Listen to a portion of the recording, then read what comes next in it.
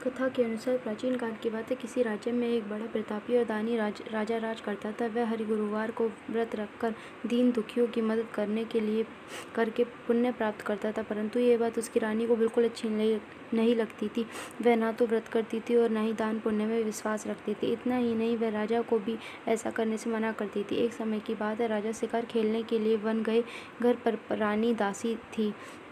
उसी समय गुरु बृहस्पति देव साधु का रूप धारण कर दरवाजे पर भिक्षा मांगने के लिए आए। साधु ने जब रानी से भिक्षा मांगी तो वह कहने लगी, हे साधु महाराज, मैं इस दान और पुण्य से तंग आ गई हूँ। आप कोई ऐसा उपाय बताएं कि सारा धन नष्ट हो जाए और मैं आराम से रह सकूं। इतना सुनकर बृहस्पति जी ने कहा कि हे देवी, तुम बड़ी विचित्र हो। संतान और धन से कोई दुखी होता है क्या?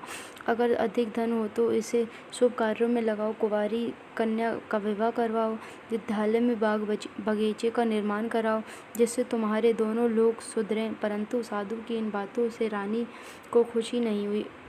उसने कहा कि मुझे ऐसे धन की आवश्यकता नहीं है जिसे मैं दान दूं और जिसे संभालने में मेरा सारा समय नष्ट हो जाए। तब साधु ने कहा, अगर तुम्हारी ऐसी इच्छा है तो मैं जैसा कहता हूँ तुम वैसा करो। गुरुवार के दिन तुम घर को गोबर से लीपना, अपने बालों को पीली मिट्टी से धोना, राजा से हजामत बनाने को कहना, भोजन में मांस मदिरा का प्रयोग करना, कपड़े धोबी के यहाँ धुलने देना। इस प्रकार 7 बृहस्पतिवार करने से तुम्हारा समस्त धन नष्ट हो जाएगा। इतना कहकर साधु के रूप में बृहस्पति जी अंतर्ध्यान हो गए। साधु के अनुसार कई बातों को पूरा करते हुए रानी को केवल 3 बृहस्पतिवार की भी बीते थे। उसका सारा धन नष्ट हो गया। भोजन के लिए राजा के परिवार तरसने लगा। तब एक दिन राजा ने रानी से बोला कि हे रानी, तुम यहीं रहो, मैं दूसरे देश को जाता हूँ, क्योंकि यहाँ पर सभी लोग मुझे जानते हैं, इसलिए मैं कोई छोटा कार्य नहीं कर सकता। ऐसा कहकर राजा दूसरे देश चला गया। वहाँ एक जंगल से लकड़ी काटकर लाता और शहर में बेचता। इस तरह वह अपना जीवन व्यतीत करने लगा। इधर राजा के परदेश जाते ही रानी और दासी दुखी रहने लगे।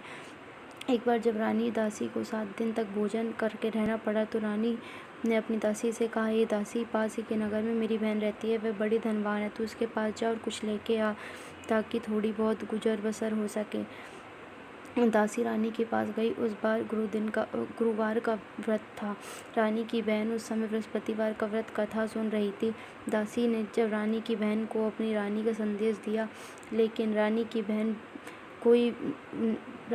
ने कोई उत्तर नहीं दिया। जब दासी को रानी की बहन पर बहुत ज़्यादा गुस्सा आया और वो वापस आ गई और दासी ने वापस आकर रानी को सारी बात बताई।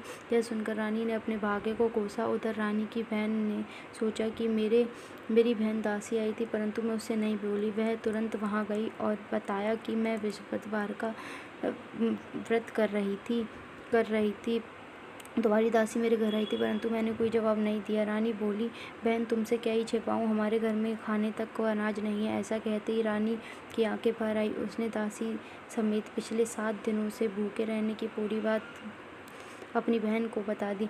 रानी की बहन बोली, देखो बहन, भगवान बृहस्पति देव जिसकी सबकी मनोकामना पूर्ण करते हैं, देखो शायद तुम्हारे घर में भी अनाज रखा हो। पहले तो रानी को विश्वास नहीं हुआ, पर जब रानी ने आग्रह किया, अपनी दासी को अंदर भेजा, तो उसे सचमुच अनाज से भरा एक घड़ा मिल गया था।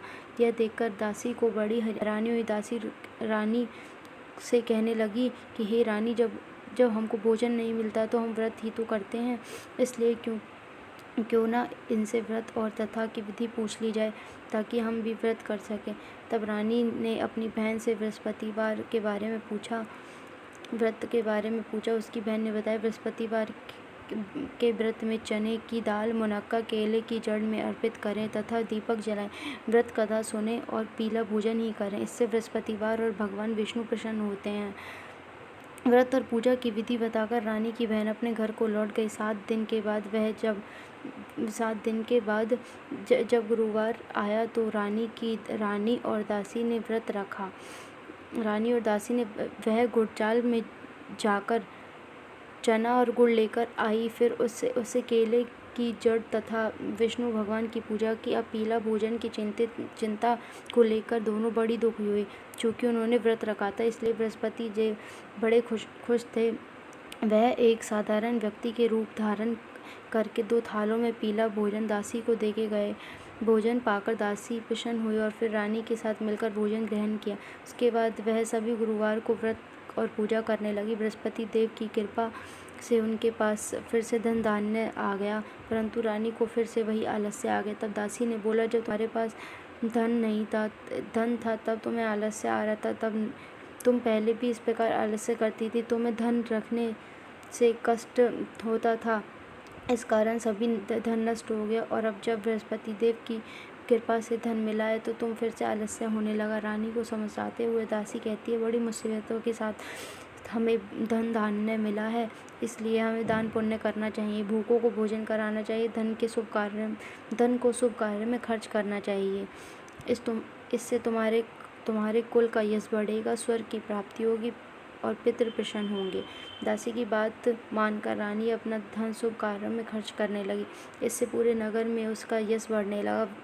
बृहस्पतिवार व्रत कथा के बाद श्रद्धा के साथ आरती की जानी चाहिए। उसके बाद प्रसाद बांटकर उसे ग्रहण करना चाहिए।